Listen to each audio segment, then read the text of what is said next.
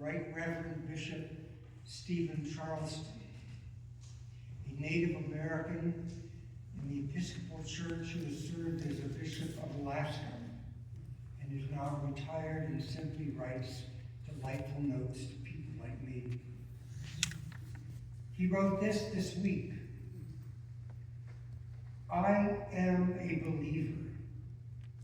I believe there is what my ancestors called a great mystery in the center of all life, a mind, an awareness, a generative force that interacts with all creation.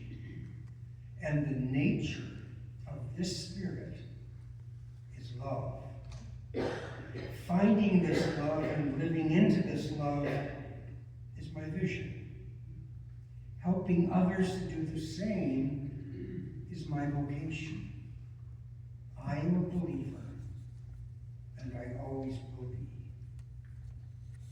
So in the spirit of that confession, hear now the Gospel of Mark, chapter 1, verses 29 through 31. As soon as they left the synagogue, they entered the house of Simon Peter and Andrew and James and John. Now Simon Peter's mother-in-law was in bed with a fever, and they told him about her at once.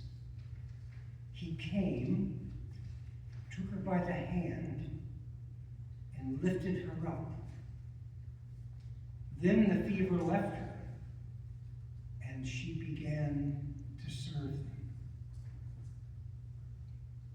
This is God's inspired word.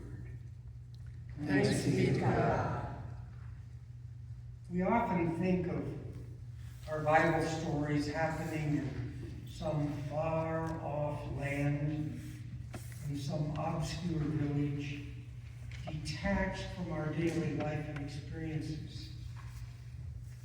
But if you can picture Sunbury, Ohio, as a small piece of the interstate and international commerce connection between Cleveland, Ohio, and St. Louis, Missouri. Thank you, Chuck. I just dropped your water. Dropping water in this church is a habit. So I'll remind you of that. Sunbury, Ohio, as a small piece of the interstate and the international commerce connection between Cleveland, Ohio, and St. Louis, Missouri. If you can picture that, then you have a sense of the geographical link of Capernaum with the Silk Road's international connection. Capernaum was a checkpoint for the Via Marias, the way of the sea, between Damascus, Syria, and Cairo, Egypt. It's about the same mileage as it is from Cleveland to Sunbury to St. Louis. Except Capernaum, unlike Sunbury, didn't host acres of 18-wheelers. They hosted instead acres of 18 camel caravans. Capernaum functioned as a vital commercial customs stop and a border toll station where caravans and travelers exchanged goods, a checkpoint to inspect cargo and collect taxes from all the traveling merchants. Capernaum drew a mix of wealthy, multicultural travelers, wealthy foreign travelers and traders, and poor Roman soldiers. Capernaum supplied passing caravans with fresh fish and dried produce. So Capernaum was a well-connected, outward-looking little metropolis, rather than some isolated, obscure village. All of that wealth and wonder, that opulence and opportunity was true if you lived on the north side of town. Peter, James, and John and Andrew lived on the south side. Their impoverished homes were built from local dark basalt fieldstone, caulked with mortared mud, the roofs with rough-hewn beams, straw, and packed earth. Their slum-like compound was a hive of small rooms, clustered around shared open-air courtyards containing outdoor stone ovens and open all-weather working spaces. In all of these ways, Capernaum was a poster child for the harsh contrast between the very wealthy and the very poor, the haves and the have-nots. Peter, Andrew, James, and John and their families were clearly the have-nots. And this showed up more disparately in many ways, but perhaps none as stark as the difference between the quality of health care folks received. If you were wealthy, you enjoyed the luxury of all kinds of medical resources passing richly through the Silk Road. But if you were poor, like Peter and Andrew and James and John and their families, your sick and injured were cared for by family. There were no hospitals. Your home would be the convalescence.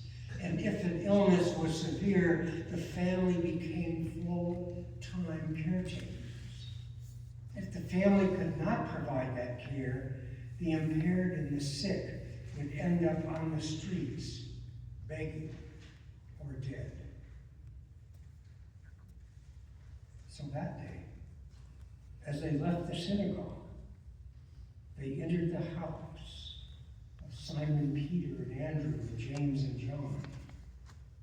Now Simon Peter's mother-in-law was in bed with a fever, and they told him about her at once. And he came, and he took her by the hand and lifted her up. Then her fever left her. She began to serve them.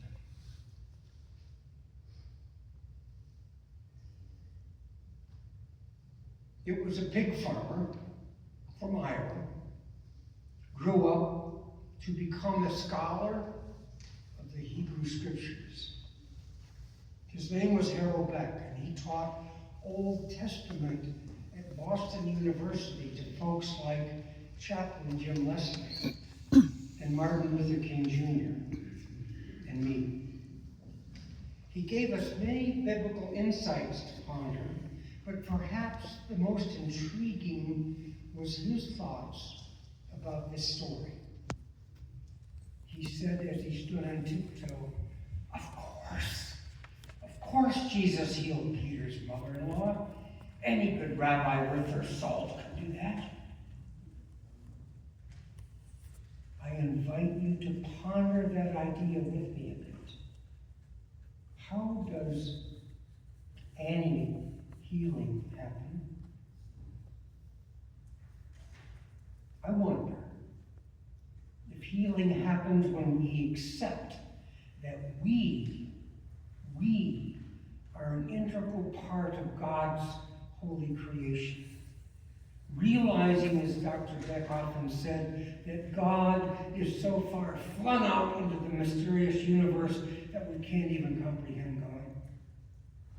And yet God is so deeply bred in our bones that we can't even shake God loose, even if we tried.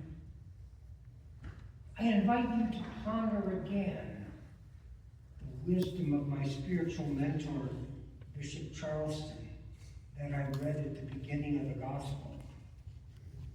I believe there is what my ancestors called a great mystery at the center of all life, a mind, an awareness, a regenerative force that interacts with its creation. And the nature of this creative spirit, this healing spirit, is love. A Christian Buddhist friend of mine recently discussed this healing story with me, and he said essentially the same thing as Dr. Beck said to me 50 years ago, and Bishop Charleston wrote to me this week. He said, perhaps all these things we take to be miracles are nothing more than God being God. God just being God. Like when trees share food and warnings through their underground fungal network. Like when whales have individual names for each other and communicate with intricate language. Like when octopuses dream. Like when ants build intricate cities. Like when cats purr at a frequency that accelerates the healing of their bones. Like when crows remember human faces and fear of people who've harmed them and pass this memory on to their children. Like when bees dance to communicate where to fly, where to find the flower. Like when elephants return to the bones of their deceased and stand over them in silence. Like when, after a forest fire, the first thing the land does is grow a flower. The nature of all this creative healing is spirit love. All of God's world is a world full of hidden and obvious mysteries, quiet connections, daily wonders that easily hide in plain sight. The core nature of this mystery is to realize that the center of this creative healing is spirit love. And if we can grasp that wonder, we can then realize then what Jesus healed Peter's mother-in-law. He was just being Jesus. Because Jesus was intricately, deeply, divinely linked to all such mysteries of God's creation. And at the center of all such creative mystery is spirit love.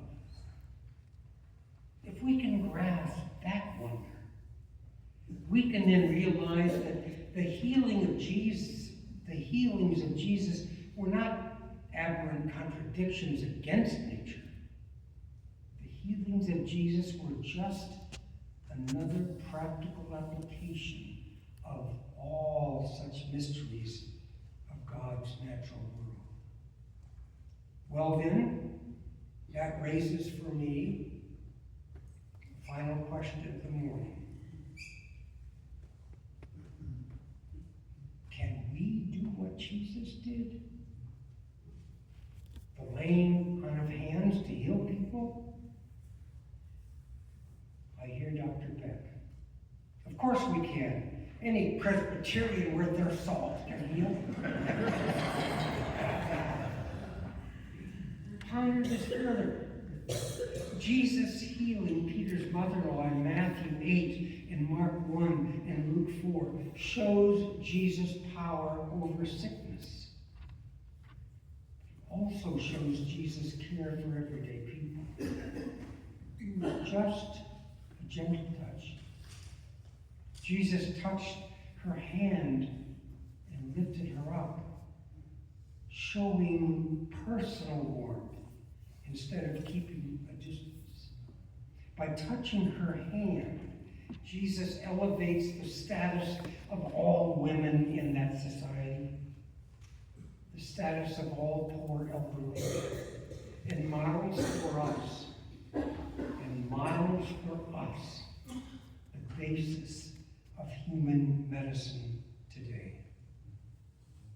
But wait, there's just one more thing I want you to ponder here. Jesus modeled here one other crucial thing. True discipleship through her immediate response was to rise up and serve. In fact, this is the model of what we do in this church. Anytime we do laying on of hands, whether it be with Luke or with each other or with new members or with babies at baptism, all of it, anytime, Jesus lays hands on her and she immediately rises up. That is our biblical model. Do not miss that in each of those 4 gospel stories, her response was to rise up and serve.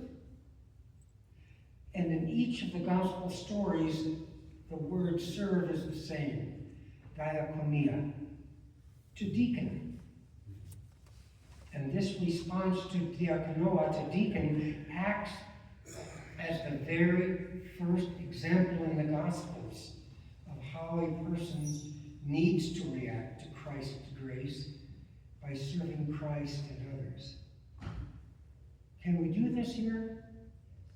Ask any deacon in this church and they will tell you how this miracle has worked in their lives and the lives around you. Amen. Amen.